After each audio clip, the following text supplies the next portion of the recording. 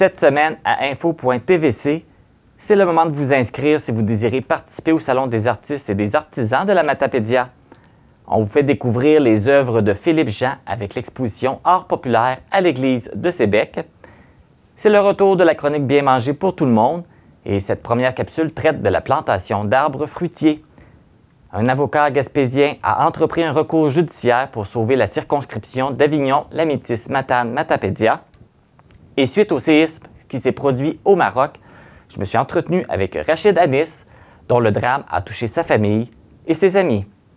Bonne émission!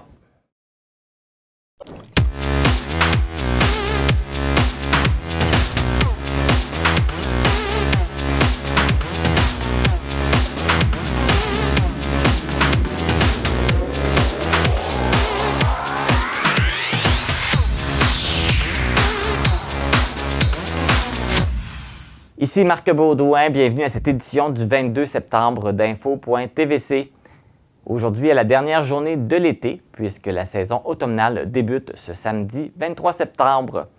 Qui dit automne dit chasse, Halloween, feuilles colorées, alors je vous souhaite un bel automne. Débutons l'émission avec le segment des actualités. Voici vos actualités matapédiennes du 22 septembre 2023. Après le redécoupage électoral au fédéral, voici que la Commission de la représentation électorale au provincial a déposé une proposition de modification de la carte électorale en vue des prochaines élections. L'Est du Québec est concerné par cette proposition. Le secteur de Gaspé serait fusionné avec Bonaventure, délimité à partir des plateaux de la Matapédia jusqu'à Grande-Vallée, alors que la Haute-Gaspésie ferait partie de la circonscription de Matane-Matapédia. En ce qui a trait à la MRC de la Métis, celle-ci serait scindée en deux. Une partie resterait dans la circonscription de Matane-Matapédia, alors que les municipalités des Hauteurs, de Saint-Gabriel-de-Rimouski, de Sainte-Luce, de Saint-Charles-Garnier et de Saint-Donat appartiendraient à la circonscription de Rimouski. La Commission explique ses recommandations par l'écart trop important entre le nombre d'électeurs inscrits dans une circonscription du Québec et le nombre d'électeurs dans les circonscriptions de Gaspé et de Bonaventure. Le dépôt de cette proposition n'est que l'amorce d'un long processus de consultation qui devrait s'étendre sur plusieurs mois avant l'adoption de la prochaine carte électorale. Les audiences publiques sur cette proposition préliminaire débuteront le 10 octobre. Le 28 septembre marquera la première édition de la Journée pancanadienne du test des avertisseurs de fumée. Cette initiative d'envergure vise à sensibiliser la population à l'importance cruciale de vérifier leurs avertisseurs de fumée afin de garantir la sécurité de leurs proches et de leur foyer. Les statistiques sur la situation de l'incendie au Québec pour la période 2019-2020 démontrent qu'un grand nombre de Québécoises et de Québécois n'ont toujours pas d'avertisseurs de fumée fonctionnels. Plus de 31% des bâtiments résidentiels endommagés par un incendie au Québec n'avaient pas d'avertisseurs de fumée en bon état de fonctionnement. De plus, il y a en moyenne un Québécois par semaine qui perd la vie dans un incendie et 14 résidences sont quotidiennement endommagées par le feu. Le service de protection incendie et d'organisation de secours de la MRC de la Matapédia invite toute la population matapédienne à vérifier le fonctionnement de son avertisseur de fumée le 28 septembre prochain. L'entreprise Projection Immobilière a débuté la phase 2 du projet des Maisons Hauteville à la fin août. Un projet qui consiste à la construction de 4 nouvelles unités locatives à Amqui. Le nouvel immeuble sera érigé sur le terrain voisin de la toute première maison Hauteville sur la rue Robert-Pilote. La construction du nouveau quadruplex devrait être terminée d'ici le 1er juillet 2024. Si vous voulez plus d'informations sur les unités locatives disponibles, rendez-vous sur le site web de la Projection Immobilière. L'artiste multidisciplinaire matapédien Guz et le musicien François Paquet ont renouvelé leur collaboration en lançant leur deuxième album intitulé Roland Baudin. Il s'agit d'un album collaboratif bruitiste avec une ambiance agressive et très dense. Le concept et la démarche pour la réalisation de l'album provient essentiellement d'une pancarte de la rue Roland Baudin. Les deux artistes ont aussi complémenté la musique en créant un zine, soit une publication de textes et d'images originaux illustrant le délire conceptuel de l'œuvre. L'album Roland Baudin et le zine sont disponibles en téléchargement par l'entremise du site indiqué au bas de l'écran. Les résidents de la résidence Marianne Ouellette à Lac-aux-Saumons ont participé à des activités artistiques offertes par la Ruche créative. Les différentes œuvres qui ont été créées font partie d'une exposition présentement en cours dans l'entrée principale de la résidence. L'exposition intitulée Expo Art présente des œuvres selon 3 techniques d'art différentes, soit le vitrail, la peinture et l'encre. Toute la population est invitée à venir admirer les œuvres des résidents, et ce jusqu'au 11 octobre. Pour plus d'informations, vous pouvez contacter Cindy Lévesque au 88 778 5816, poste 25010. La bibliothèque Bertrand B. Leblanc récidive pour une 2e année avec son événement Oktoberfest. Il s'agit d'une soirée dégustation avec un total de 4 services gastronomiques. Pour cette 2e édition, c'est le duo Everything qui sera en prestation pour la 2e partie de la soirée. L'Oktoberfest se tiendra ce samedi 23 septembre dès 18 h à la salle multifonctionnelle de Lac-aux-Saumons. Il est encore possible de se procurer des billets au coût de 35 $ via le Messenger de la bibliothèque Bertrand B. Leblanc. Le club de 50 ans et plus de Sébec organise un après-midi de danse ce dimanche 24 septembre de 13h30 à 16h. L'activité se déroulera au centre communautaire de la municipalité de Sébec et l'activité sera offerte par Rose-Anne Langlois. Pour plus d'informations, vous pouvez contacter Marie-Adèle Roy au 88 536 3028. C'est ce qui complète les actualités matapédiennes.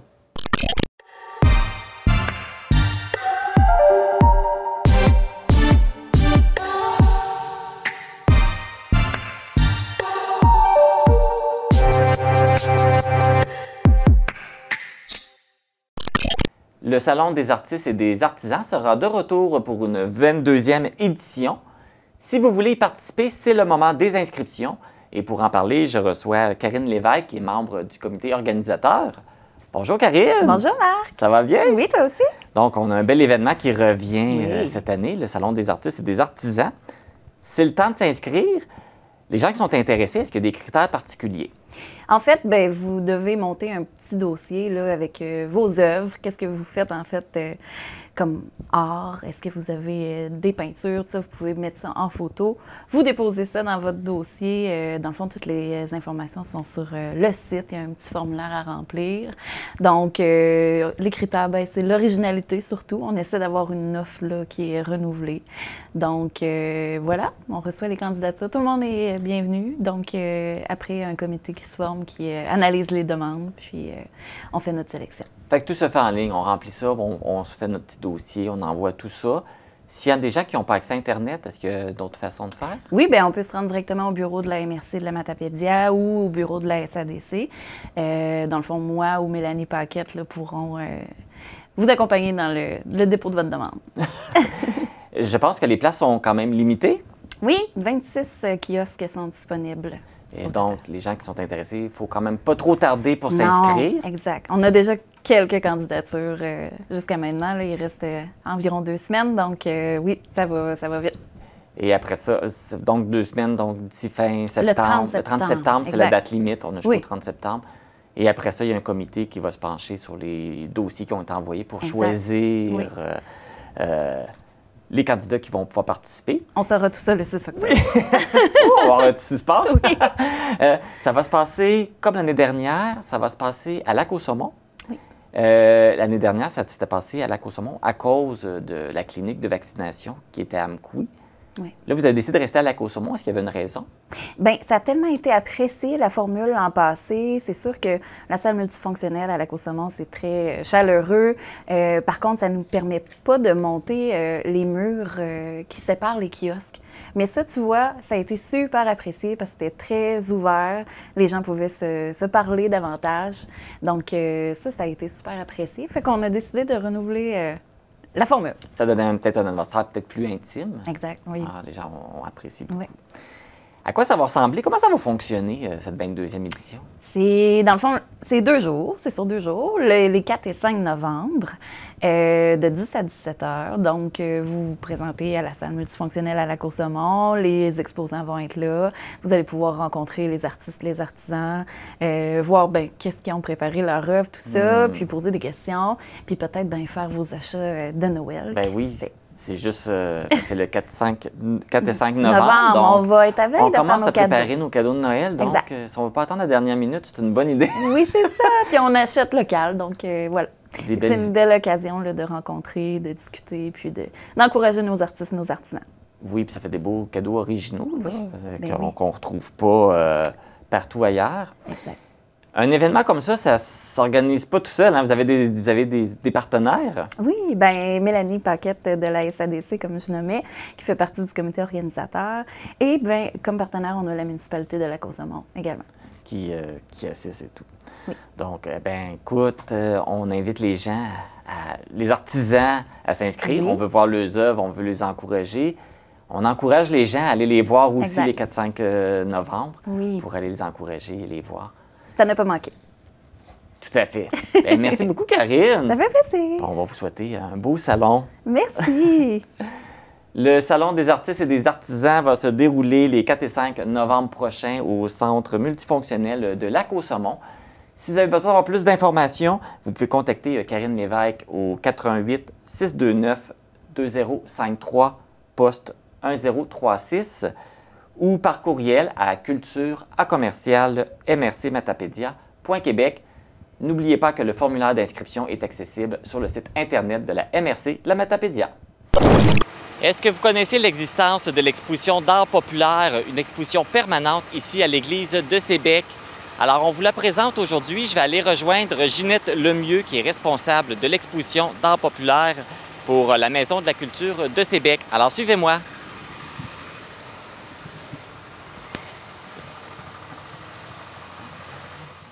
Ginette Lemieux, bonjour. Bonjour. Alors, qu'est-ce que c'est l'exposition L'art populaire? Bon, ben c'est une exposition qui existe, là, qui a commencé avec un cultivateur à la retraite. Il a gossé tout ce qu'on va voir ici, ça a été gossé à la main pour représenter là, différents thèmes de la vie quotidienne. Alors, que ce soit les transports, les aliments, tous les thèmes de la vie. C'est pour ça qu'on appelle ça de l'art populaire. C'est vraiment là, comment les gens vivaient dans les années 50 ou au début du 20e siècle, dans le fond. Principalement dans la municipalité de Sébec. Oui, bien, on peut dire que la plupart des thèmes sont généraux. C'est général parce que ça reflète la vie de tous les gens dans le temps. Sauf qu'il y a quelques aspects comme la Fenderson, la maison du premier maire de Sébec. Bon, ça, il y a des choses qui représentent Sébec particulièrement. Oui, on voit déjà, on peut même se promener un petit peu, puis on voit déjà plusieurs œuvres. Puis on va arriver justement à la maison. C'est ça, ici, on a à la Fenderson, bien, tout se passait avec des chevaux, avec la voie ferrée. Alors, le petit pompeur qu'on appelait dans le temps, c'est une draisine que ça s'appelle, mais c'est ça. C'était la vie. C'est dans les années 50 que ça a fermé l'usine Fenderson. C'est ce qui a fait que Sébec existe, c'était le bois. Et là, comme tu mentionnais, on voit la réplique de la maison du maire. Oui, du maire, du M. Herménégilde Boulay. Alors, c'était sa maison. Après ça, il y a eu M. Lacroix qui l'a habité. Puis, cette maison-là est encore habitée aujourd'hui par des gens d'ici. Elle a été modifiée un petit peu, mais elle est toujours son cachet d'antan. OK. Et là, tu mentionnais qu'il y avait comme 7 paliers? Oui. Il y a 7 grands thèmes. Alors, ici, on avait des maisons, ça reflète un petit peu Sébec.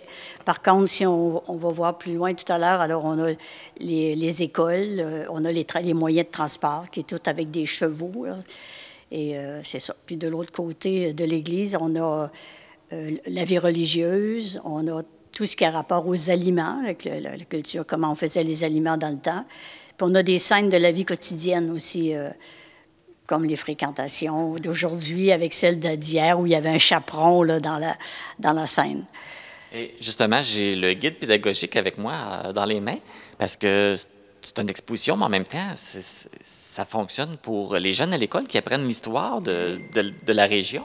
Oui, j'ai fait ce guide pédagogique-là avec l'aide d'un emploi étudiant qui a fait la description de tous les instruments oratoires, par exemple, du temps. Tu sais, on connaît des instruments, mais les vraies définitions, c'est une étudiante qui a fait le travail. Puis moi, avec le guide pédagogique, bien, j'ai fait le lien avec les nouveaux programmes qu'il y a au primaire et au secondaire au niveau de l'histoire, puis vie en société. Alors, c'est vraiment des thèmes qui font que ces jeunes-là vont connaître mieux. En venant ici, avec le guide pédagogique, les enseignants peuvent faire des visites guidées eux-mêmes. Elle-même, alors peu importe. Et déjà... C'est intéressant que ça se fasse dans le cadre des cours. Oui, bien oui, c'est un beau complément au cours en classe. Et puis, justement, c'est pas ouvert juste aux étudiants, c'est pour ça qu'on en parle, aux élèves, c'est pour ça qu'on en parle aujourd'hui, parce que n'importe qui veut venir voir l'exposition et venir s'informer de l'histoire de Sébec et de la région peuvent venir. Oui, c'est ouvert au grand public.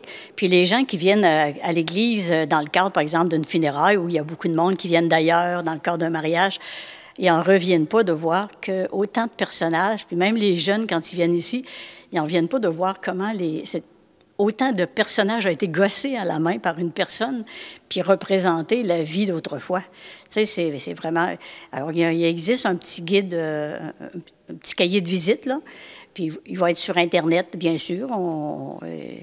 C'est popularisé le plus possible, mais c'est sûr que ça prend quelqu'un aussi pour ouvrir les portes de l'Église, mais en tout temps, on peut téléphoner à la fabrique ou me téléphoner, puis on fait des visites guidées là, au besoin.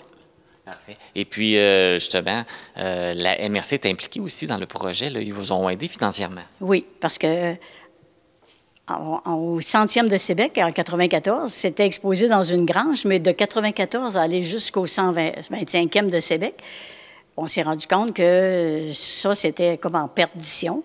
On s'est fait donner la collection par la famille Jean, qui, eux... n'importe quel temps, si on veut améliorer des choses, on veut faire un montage là, sophistiqué, ils sont prêts à mettre des sous pour ça. Puis la MRC, avant le 125e, nous ont accordé des petits projets qui ont permis de payer 2 personnes de Sébec, 2 artistes, Roland Saint-Pierre puis Henriette Lefrançois, on a apporté toutes ces choses-là par petites batches, là, comme on dit, dans leur sous-sol, puis ils ont rénové ça, ils l'ont restauré, ils ont repeint, ils ont refait des crinières de chevaux, ils ont vraiment là, fait un beau travail. Là. Si on voyait les choses dans l'état où on les a pris, puis aujourd'hui, c'est le jour et la nuit.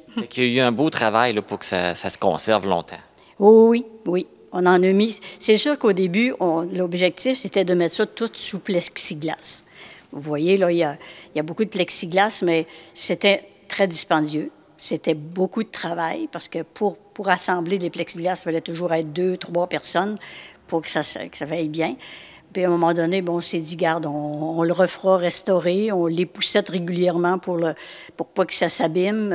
En tout cas, D'en prenez soin. Oui, c'est ça, on en prend soin, puis c'est ça. Si à un moment donné, la MRC, on est bien content qu'ils nous aient aidés là-dedans, parce que sinon, là, on n'aurait rien fait. Oui, parce que j'imagine qu'il y a des heures et des heures de travail pour tout réaliser ça. C'est épouvantable. Ils ont travaillé pendant 3 ans dans leur sous-sol, puis je dois dire qu'ils touchaient à tous les jours, puis c'était des gens retraités, ils avaient du temps, mais ils l'ont fait là, beaucoup bénévolement aussi. Oh, tout à fait. Fait que ça vaut la peine de venir le voir. Oh oui, ça vaut la peine. Puis on encourage le monde? Oui, on l'encourage, puis il faut que ce soit connu, puis il faut que les enseignants de toute la vallée prennent la peine de consulter le guide pédagogique, de l'utiliser en classe, puis d'amener leur groupe, puis on est ouvert à n'importe quel temps à leur faire visiter ça. Bien, merci beaucoup, Ginette, de nous faire découvrir cette belle exposition. Bien, ça me fait plaisir. Si ça vous a donné le goût de venir visiter l'exposition d'art populaire ici à l'église de Sébec, vous pouvez contacter les responsables pour prendre rendez-vous. Les numéros apparaissent au bas de l'écran. Vous pouvez également consulter les pages Facebook de la Gare patrimoniale de Sébec et de la MRC de la Matapédia. L'exposition est gratuite et vous permet de voir comment ça se passait ici dans la région. Pour nous joindre, composez le 418-629-4503 ou écrivez-nous à journaliste@tvcmatapedia.com. Restez à l'affût de toutes nos activités en nous suivant sur Facebook. Vous pouvez également regarder nos émissions en vous abonnant à notre chaîne YouTube. C'est le retour de la chronique Bien manger pour tout le monde. Et pour cette première capsule, on vous montre comment planter un arbre fruitier.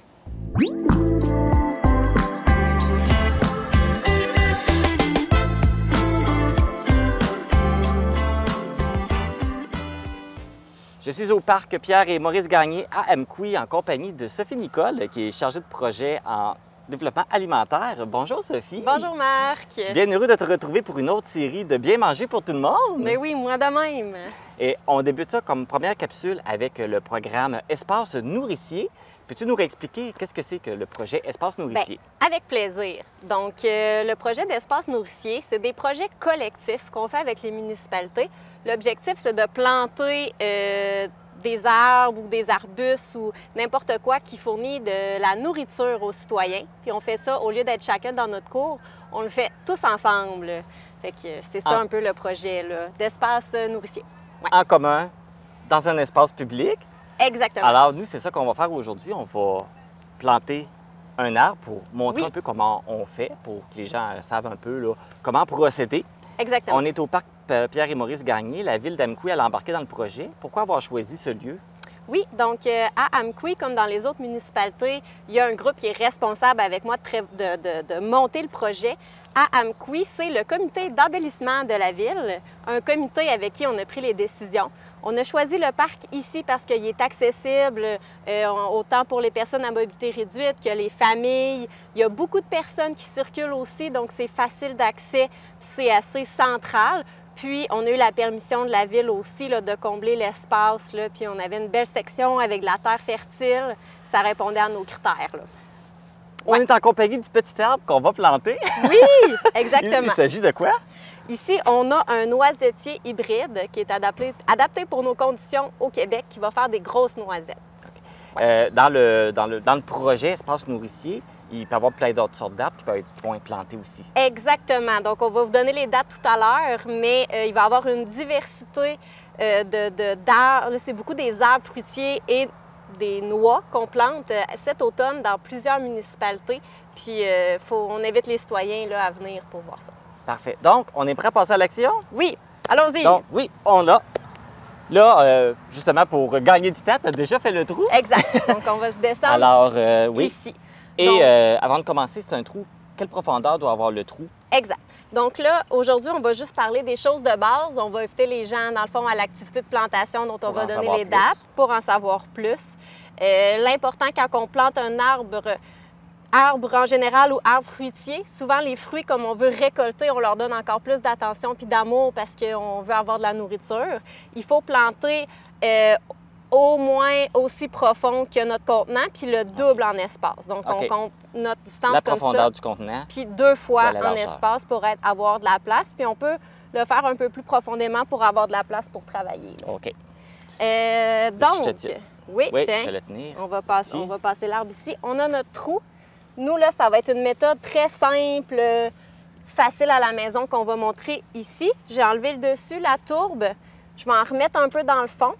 Mon trou est plus profond. La raison pour laquelle on en remet dans le fond? Bien, c'est juste pour réutiliser ce qu'on a déjà. Puis ça va se décomposer, puis ça va nourrir notre arbre. On le met à l'envers pour que ceci se décompose. Éviter le gaspillage. Exact. Ça commence maintenant.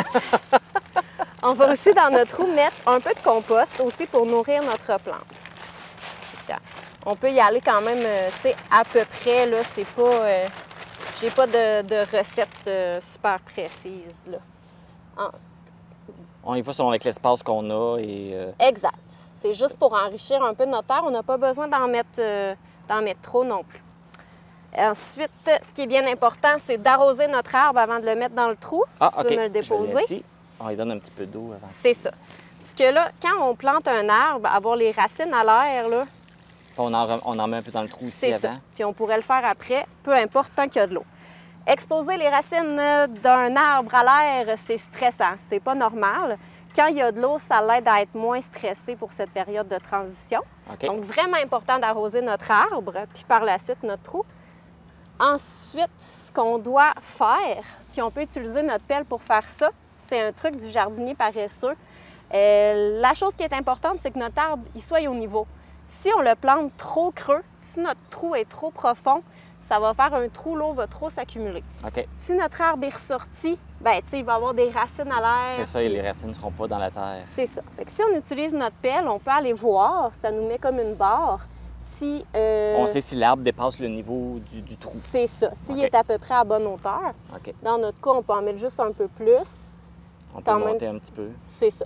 Puis là, on veut que ça soit quand même solide, là, pas tout nu en dessous, jusqu'à temps qu'on voit que ça soit à peu près au même niveau, dans le fond, la base de notre arbre avec la surface de notre sol. Parfait. Ensuite, quand ça s'est bien passé, on va être rendu à enlever délicatement, si possible. Puis ici, en général, on vient défaire un peu les racines pour ouvrir les racines pour qu'il aille pour qu'il puisse- s'enraciner dans sa nouvelle terre. Lui donner une facilité de s'intégrer dans son C'est nouveau ça. milieu. Exact. Puis on le tient bien comme ça. On peut aller l'installer. Puis avec la On ramène. terre d'origine, on peut tout simplement là, ramener pour recombler Tout notre simplement. trou. Exact. Vraiment jusqu'à... Si on a besoin, on peut réutiliser. On remet la pelouse qu'on a arrachée initialement. Puis toute la terre, dans le fond. Ça, c'est vraiment une méthode facile. Il peut y avoir plein d'autres façons, mais on ne va pas s'y attarder aujourd'hui. Ça, le monde va apprendre ça dans le courant des ateliers. Exact. C'est quand même assez simple. Ça peut être simple. Il y a d'autres façons, d'autres choses qu'on pourrait ajouter. Là, on y va vraiment dans la simplicité là, aujourd'hui. Parfait. L'important, avant l'arrosage aussi, ça va être de s'assurer qu'il y a un bon contact entre les racines et la terre. On ne veut pas qu'il y ait une bulle d'air. Donc, sans sauter à pieds joints, on peut utiliser nos pieds aussi pour s'assurer qu'on a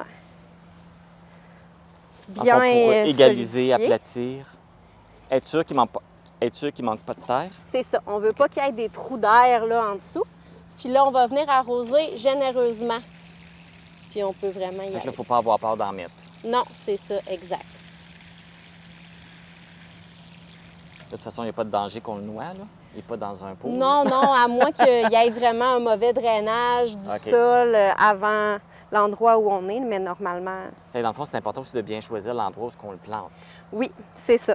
Donc aujourd'hui, c'est vraiment un court aperçu, mais dans le cadre des espaces nourriciers, puis de la plantation des arbres fruitiers, l'idée, c'est aussi de faire de l'éducation puis de partager les connaissances. On invite donc les citoyens à nous rejoindre là, pour la plantation qui va avoir lieu dans 7 municipalités cette Oh, année. quand même, beaucoup de participation. 8 l'année dernière, donc pour un total là, de 15 municipalités participantes. Wow! Alors, ça a un bon succès, ça s'agrandit d'année en année. Exactement. Alors, peux-tu nous donner justement les dates là, des prochaines plantations? Exact. Donc là, on vous invite vraiment là, la population à venir avec nous faire la plantation des arbres fruitiers. Moi, je vais donner une petite formation à ce moment-là, puis on va aller pas mal plus loin que dans cette capsule là, sur les trucs et astuces pour bien planter les arbres. On va mettre en lien, dans le fond, l'affiche de plantation des arbres fruitiers. Ça se déroule la fin de semaine du 6 et du 7 octobre. Puis les dates là, varient entre vendredi le 5 et lundi 8-9 là. Je ne suis pas Oui. sûre exactement, on va vous mettre le lien. Allez voir si votre municipalité est dans la liste pour cette année. Ça me ferait vraiment plaisir de vous rencontrer. Est-ce que les gens ont des choses à apporter en particulier? Oui, c'est ça. Fait que la seule chose qu'on demande, dans le fond, si vous voulez participer, c'est d'apporter votre pelle ronde. Fait qu'on fait ça vraiment très convivial. C'est ouvert aussi aux familles. Gênez-vous pas, l'année passée, c'était super plaisant avec les enfants. Une belle façon de les initier là, au jardinage. Est-ce que tu sais combien d'arbres seront plantés en tout? Oui, notre commande, là, c'est plus de 150 arbres là, qui vont être plantés cette fin de semaine-là un peu partout dans la vallée de la Matapédia. Là, rapidement, je vais essayer de ne pas l'oublier, mais on a Amqui, Cause-Abscale, Sainte-Marguerite, Saint-Arcisius, Lac-au-Saumon et de l'autre côté, Saint-Damas. De toute façon, toute l'information va être aussi C'est sur ça. Internet. Fait que les gens vont pouvoir savoir si leur municipalité est participante et tout. Oui, Et juste avant de finir, ils sont quand même tout petits, sont plantés à quelques mois de l'hiver. Normalement, ils sont assez gros pour passer à travers l'hiver. oui. Dans le fond, il y a 2 moments qui sont mieux pour planter des fruitiers, c'est printemps ou automne. OK. Puis normalement, là, il ne devrait pas avoir de problème. Il faut juste s'assurer qu'il y a de l'eau jusqu'à l'hiver. C'est des plantes qu'on dit vivaces, puis qu'on a choisi pour qu'ils soient capables de vivre notre hiver. Puis oui, il reste encore plusieurs années avant que cet arbre produise des noisettes. Donc c'est un projet sur le long terme. Mais qui va s'en occuper le temps après qu'ils sont plantés? Ça va être un mélange de citoyens, d'implication avec le comité d'embellissement et aussi avec le support des travailleurs là, de la municipalité d'Amqui. C'est excellent. C'est tellement un beau projet. Bien, merci Marc. C'est tellement le fun. On a hâte de voir tous ces beaux arbres-là plantés un peu partout dans la Matapédia. Merci. Donc, au plaisir de te Ben voir. oui, on va savoir pour une seconde chronique un petit peu plus tard. Exactement. Pour tout connaître sur les activités qui sont reliées au projet Espace Nourricier, vous pouvez consulter la page Facebook Bien manger pour tout le monde.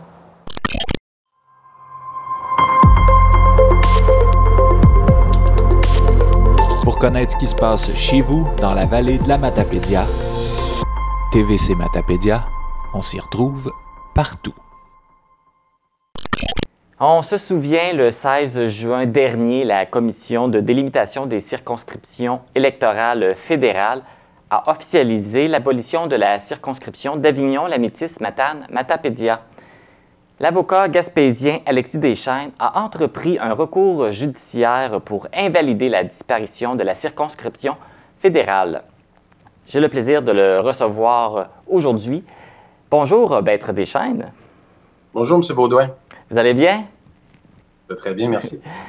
Tout d'abord, pourquoi c'est important pour vous d'entreprendre cette démarche judiciaire? Parce que c'est pour moi un moment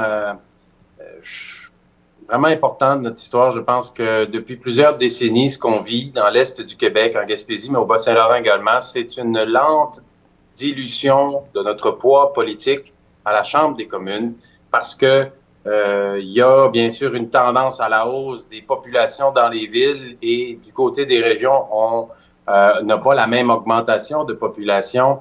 Alors, ce qui arrive, c'est qu'on perd des circonscriptions.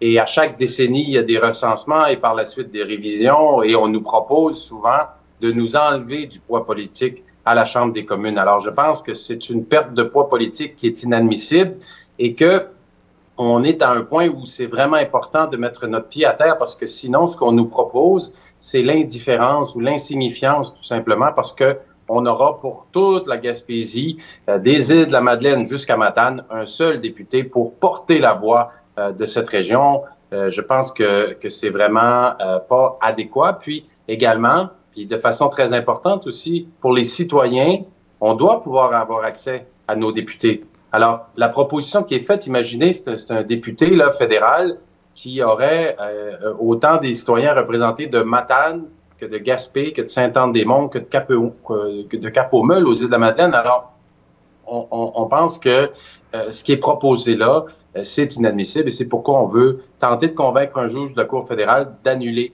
cette suppression de cette circonscription. En général, les procédures gouvernementales, c'est long. Alors, comment ça peut prendre de temps à renverser une décision comme celle-là? Parce que là, la décision a été adoptée, mais elle n'est pas encore effective. Elle va être effective dans quelques mois. Donc, ouais. Ça peut prendre combien de temps à renverser une décision comme celle-là? Bon, bien, au niveau des étapes, ce qui s'est passé, c'est que d'abord, il y a eu un recensement, par la suite, une proposition qui a été faite par la Commission de délimitation des circonscriptions électorales fédérales pour le Québec. Et à l'automne 2022, donc, il y a eu des consultations. Par la suite, des députés ont soumis des oppositions. Et comme vous le mentionnez, en juin dernier, la Commission a remis son rapport final.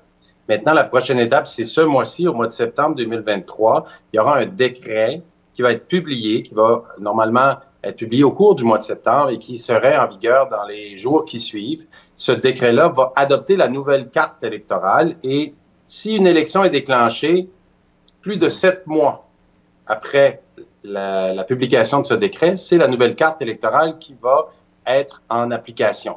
Alors nous, notre recours qu'on a entrepris, c'est au courant de l'été devant la Cour fédérale et on demande d'annuler cette modification de la carte électorale. Combien de temps que ça va prendre avant d'être entendu, on ne le sait pas. D'expérience, on peut dire qu'on devrait avoir une date d'audition d'ici 6 à 12 mois. C'est ce qu'on pense et ce sera devant la Cour fédérale dont le siège là, pour cette partie-ci est à Québec. Fait que c'est quand même une procédure qui va être quand même longue. C'est quoi les différentes étapes pour se rendre pour se rendre là? Oui. Alors, la première étape, c'était le dépôt de notre procédure. Donc, on a déposé un avis de demande. C'est une demande de contrôle judiciaire. Dans le fond, ce qu'on demande à la Cour fédérale, c'est d'annuler la proposition de la Commission de représentation électorale. Et on a eu maintenant des comparutions des avocats. Donc, le gouvernement du Canada va se défendre, bien évidemment. Et également, il y a un avocat pour Élections Canada qui est présent. Alors, les prochaines étapes, il y a quelques procédures qui peuvent arriver en cours de route, mais disons de façon simple, la prochaine étape, c'est l'audition. Lors de l'audition, ce sera surtout plutôt des arguments en droit qui seront soumis. Alors, de notre côté, on va tenter de convaincre un juge que la Commission a commis des erreurs en droit en ne suivant pas la propre loi qui devait suivre et qui prévoit qu'on doit tenir compte, avoir un souci, faire en sorte que la circonscription ne soit pas trop vaste. Alors, nous, on pense que ce critère-là a mal été sous-pesé par les commissaires. On va également plaider qu'il y avait dans la loi la possibilité de recourir à une exception sur la base de circonstances extraordinaires et que cette exception-là avait été mise de l'avant par la même commission en 2012. À ce moment-là, on avait dit, c'est exceptionnel la géographie qu'il y a là, dans l'Est du Québec. Alors, on va permettre à des circonscriptions d'avoir un peu moins de population, ce qui est permis par la loi. Et nous, on va soumettre que de ne pas recourir à cette exception-là, c'était une erreur de droit. Ensuite, on va aussi tenter de convaincre le juge que les commissaires ont commis des erreurs dans leur interprétation des faits. Notamment, dans leur rapport final, ils parlent du déclin démographique. Alors, on le sait, dans l'Est du Québec, puis plus précisément à Gaspésie, le déclin a été inversé au courant des dernières années. Il s'est passé des choses et au courant de la dernière année seulement, à Gaspésie, la population a augmenté de plus de 1300 habitants.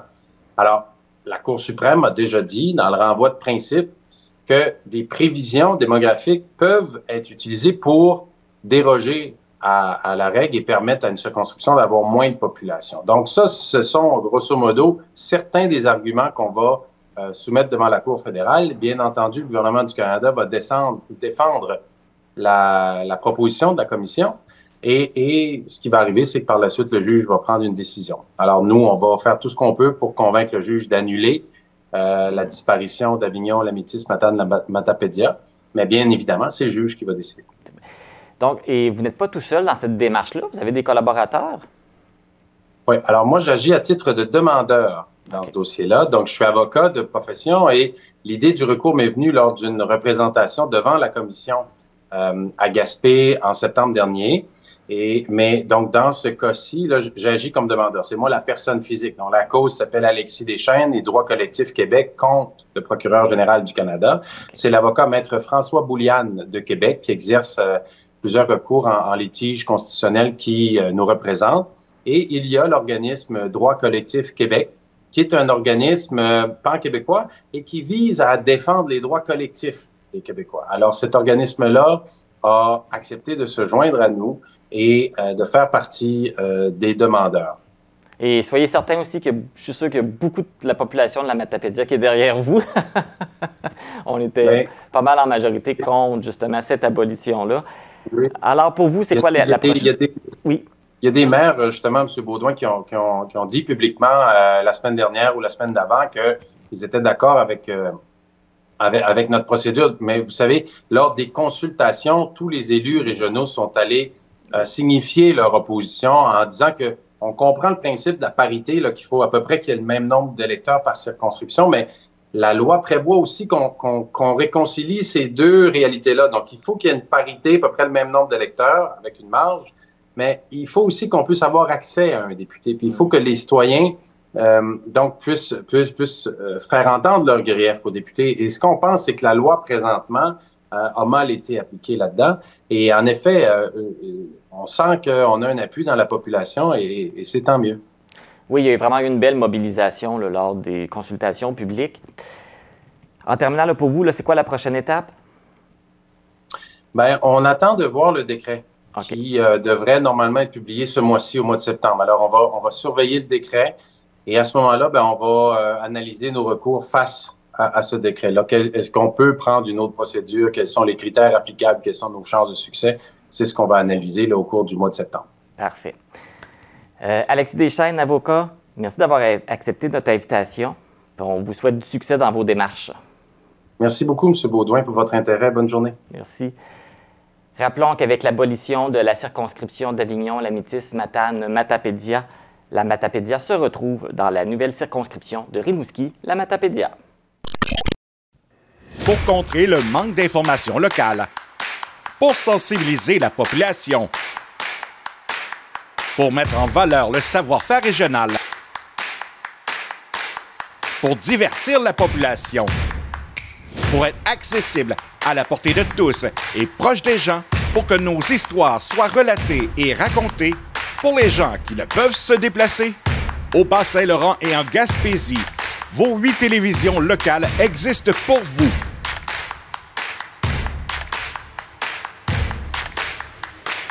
Car vous, c'est nous. Le 8 septembre dernier, un séisme a frappé le Maroc, causant plus de 2900 morts et 5600 blessés, en plus de dégâts matériels importants.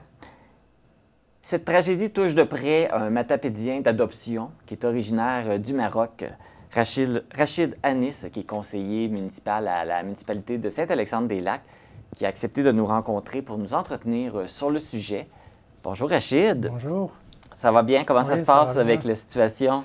La situation, ça commence à se régulariser au niveau émotionnel. Okay. J'ai passé une semaine très intense émotionnellement. D'ailleurs, comme tous les Marocains du monde, on a vécu des moments difficiles. Surtout quand tu es un Marocain du monde et que tu passes sur place, c'est très difficile de suivre ça de loin. Et heureusement, l'impact n'a pas été si généralisé comme on l'attendait. Heureusement que les montagnes ont absorbé le grand choc. Et malheureusement pour les personnes qui sont décédées, qui sont blessées, qui ont perdu leur logement, leurs animaux, leur culture, ça nous touche tous. Ouais. Parce qu'au Maroc, il y a une spécificité, c'est que c'est une famille élargie. On vit comme, on est éduqué et élevé comme une famille élargie. Le père, c'est le roi et les enfants, c'est le peuple. Alors ça nous a touché tellement tout le monde. C'est pas seulement les habitants locaux, mais ça a touché tout le Marocain. Pas seulement au Maroc, mais dans le monde entier. C'est ça. Comme je mentionnais, tu es originaire du Maroc, donc ta famille, tes amis, tes contacts, tu en as beaucoup là-bas. Oui. Tu t'es fait rassurant sur ta page Facebook en disant qu'ils se portaient bien? Oui. C'est toujours le cas? Oui, il se portait très bien, je suis content. Et moi, vendredi passé, j'ai fini le travail à 3h30 comme ça. Alors j'ai pris mon téléphone pour voir ce qui se passe. Là, je vois la nouvelle. Je vois la nouvelle et c'était tellement stressant parce que l'impact du séisme, et pas seulement dans la région a été touché, mais dans tout le Maroc, tout le monde a ressenti ça. Il y a un séisme au Maroc. Il n'y a pas une place définie. Alors j'avais peur de ma famille. J'ai eu pas de nouvelles jusqu'à minuit, j'arrive pas à avoir des nouvelles. Alors j'ai passé une nuit blanche à attendre les nouvelles, regarder la TV, ce qui se passe et tout ça. J'étais vraiment à la recherche d'un billet d'avion pour partir le plus vite possible. C'était vraiment un stress, j'ai jamais senti un stress comme je l'ai senti cette journée-là. À 6h du matin, j'ai pu parler à ma mère. C'était le ouf de soulagement, que tout le monde est correct, tout le monde est à l'abri. Mais malheureusement, il y avait un impact qui était très solide, qui a touché beaucoup de populations. Alors, ça faisait mal. C'est ce que je comprends, c'est que tu as appris la nouvelle sur les réseaux sociaux, les bulletins de nouvelles. Oui, c'est le réseau en même temps que tout le monde qui ont appris les nouvelles. Oui. Que, la Terre a arrêté de tourner pour moi à ce moment-là. Oui, parce que là, c'est toutes les interrogations. Est-ce qu'ils sont corrects? Puis plus le temps avance, tu n'as toujours pas de nouvelles, tu dois penser au pire. Oui, j'ai pensé au pire. J'ai commencé même à penser à partir le lendemain, prendre la voiture, partir à Montréal, prendre le premier avion. C'est parce que j'ai pas de nouvelles. Heureusement, ma mère m'a répondu tôt le matin. Ça m'a rassuré. Possiblement qu'il n'était pas en état de pouvoir te contacter non plus, parce qu'avec tout ce qui se passait, il n'y avait peut-être pas de téléphone ou je ne sais pas quoi. Oui, parce qu'il y avait une panique généralisée, parce que le séisme a touché plusieurs villes au Maroc, plusieurs places, et tout le monde était dehors, plus le décalage horaire. Okay. Alors, c'est la communication, et aussi les réseaux étaient surchargés. Alors, tout le monde veut avoir les nouvelles de sa famille partout au monde. Alors, c'était difficile. C'est difficile de joindre quelqu'un à ce moment-là. L'attente était assez lourde. Ah oui, c'est... Mais là, est-ce qu'ils ont eu beaucoup de pertes? Est-ce qu'ils ont perdu leur maison? Est-ce qu'il y a eu beaucoup de pertes pour ta famille ou ils sont dans un secteur qui était plus... Moi, ma famille, mes proches immédiats sont à l'abri. Il n'y a aucun problème. Mais comme je viens de dire tantôt, tout Marocain est un membre de famille. Moi, je connais la région très bien et j'ai été souvent dans cette région-là. Je connais les gens, comment ils vivent, leur mode de vie. J'ai goûté de leur gentillesse et leur hospitalité. Ce sont comme on dit, des vrais Marocains d'origine. Ce sont des gens qui sont tellement gentils à tel point que ça m'a tellement touché de voir leurs villages sont rasés de la carte complètement. Et ça m'a cherché, ça me cherche au fond de moi. Et c'est quand la dernière fois que tu étais allé au Maroc? C'était en juin dernier. OK. Oui, au mois de juin dernier. Donc, la prochaine fois que tu vas y aller, ça ne sera plus le même paysage, là? Ce sera même le paysage, mais sûrement je vais aller rendre visite à ces gens-là, c'est sûr et certain. Aller apporter un peu de soutien, aller les voir. Eux, moi je dis qu'ils n'ont pas besoin de soutien, elles sont des gens qui sont très, très, très résilients. Mais j'allais chercher mon soutien, mon propre soutien, parce que ça va rester en moi longtemps, cela. Et aller voir ces gens-là, ça va me faire du bien, plus que ça va leur faire du bien. Oui, c'est ça. Parce que là, avec les nouvelles que tu as reçues, là, ça fait déjà 2 semaines qu'il y a eu le séisme. Oui. Est-ce que tu sais comment ça se passe là-bas après 2 semaines? Oui, je suis les nouvelles jour après jour. Là, je rate aucune nouvelle. Et je suis tout le temps sur l'écran pour voir ce qui se passe. Je suis très content, il y avait une vague de solidarité qui est naturelle pour un Marocain, mais exceptionnelle pour tout le monde. Alors, tout le monde, du premier jour, il y avait des fils, des kilomètres de gens qui attendent pour donner leur sang. Même le roi en personne, même s'il est malade, il a donné son sang. C'était un geste, un symbole qui nous a touchés tous. Et aussi, les forces armées royales aussi, ils ont fait le nécessaire pour arriver aux points qui sont difficiles d'accès. Des hôpitaux qui ont été fondés sur place. Et il y a des routes qui se construisent maintenant, en même temps des infrastructures. Vraiment, tout le monde a travaillé d'arrache-pied, ni les autorités locales, ni la population. Tout le monde a mis la main dans la pâte pour que... On s'est déjà relevé les manches pour déjà recommencer à reconstruire. Oui, c'est ça. Maintenant, on est dans la deuxième étape de reconstruire, de voir. Parce que c'est une course contre le temps, parce que ces régions-là, il neige et il y a le froid, aussi le froid la nuit, aussi il faut loger ces gens-là, il faut trouver un moyen pour qu'on ne traverse pas l'hiver dehors, par exemple. Il va falloir que, oui, c'est ça, il faut que ça soit quand même assez rapide, au moins pour leur trouver un logis, faire quelque chose à ce niveau-là. En guise, tu nous as apporté le drapeau du Maroc aussi? Oui, j'ai apporté pour une raison, c'est parce que j'ai eu beaucoup de pensées des gens d'ici, d'ailleurs aussi. Alors, j'ai apporté le drapeau pour que l'on voit dans l'image, pour avoir une pensée au Maroc, ce beau pays-là qui est très tolérant avec tout le monde, hospitalier avec tout le monde. Et ça va laisser comme une pensée visuelle à ce pays qui était touché par ce drame-là. Avec les qualités que tu énumérais du Maroc, c'est un peu les raisons pour lesquelles les gens aiment le Maroc. Là. Oui, ça me donne une certaine fierté tout le temps que je sois marocain, que j'appartiens à ce pays. C'est un du vieux royaume au monde, avec l'Angleterre et le Japon. Il y a beaucoup de traditions et beaucoup de savoir-vivre. Imaginez-vous qu'au Maroc, il y a un ministère qui s'appelle ministère d'artisanat. Alors, c'est un pays que, dans le plus détail, dans le moindre détail, il y a une touche artistique, il y a une touche de savoir-vivre.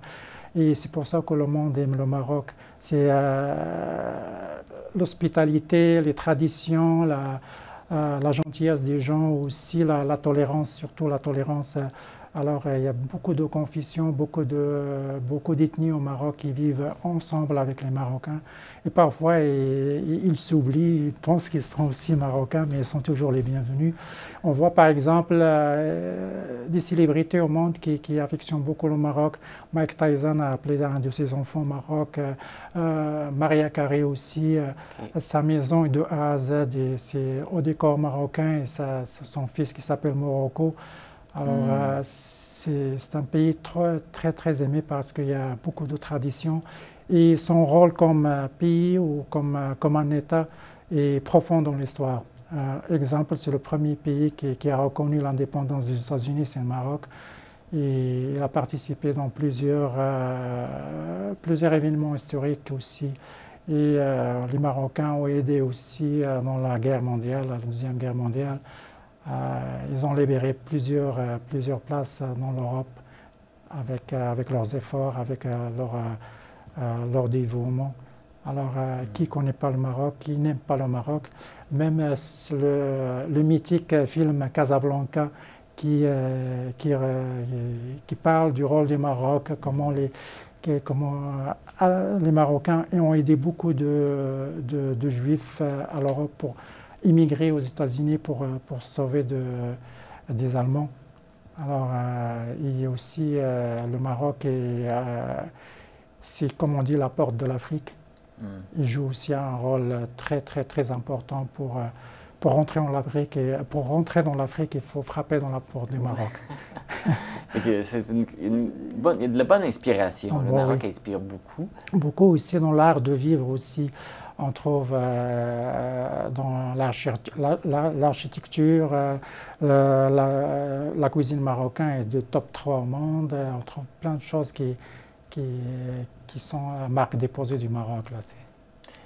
On apporte beaucoup de soutien au peuple marocain, mais toi, je pense que même toi, dans la Matapédia, tu as reçu beaucoup de soutien de la population ici. Oui, je ne me gêne pas de nommer la première personne qui m'a contacté quand il est arrivé, c'est l'ex-maire de Kozabskal, M. Mario Côté et sa femme. C'était les premières personnes qui m'ont contacté pour me rassurer, pour se mettre disponible pour moi si j'ai besoin d'aide ou quelque chose.